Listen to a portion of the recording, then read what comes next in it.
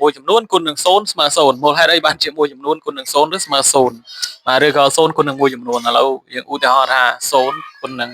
3បាទគឺស្មើ0ប៉ុន្តែយើងដឹងអត់ថាមូលហេតុអីបានជាគុណទៅស្មើ0ឥឡូវយើងមកមើលឧទាហរណ៍ដល់គ្នាបាទឧទាហរណ៍ថាយើងទៅបងត្រីចំនួន3ដងណាហើយទៅលើកទី1អត់បានអីសោះមែនទេតែម៉េចមែនតែ0ហើយមែនទេបាទហើយបូកនឹងទៅលើកទី2អត់ទៀត0ទៀតឃើញទេណាចេះទៅ2ដង0នឹង2ដងហើយទៅលើកទី3ទៅលើកទី3ក៏អត់ទៀតមើលនឹង0ដែរអញ្ចឹងយើងចាប់ផ្ដើមឃើញថានេះ0 0 1ដង0 2ដង0 3ដងអញ្ចឹង0 3ដងមានន័យថាម៉េចមានន័យថា0គុណនឹង3ឃើញទេនេះ0គុណនឹង3ហើយដល់បានគុណនឹង3ពីព្រោះ0មាន3ដង1 2 3 0 3ដងគឺ0គុណនឹង3 0គុណនឹង3ស្មើប៉ុន្មាន0បូក0 0 0បូក0ទៀត0ណា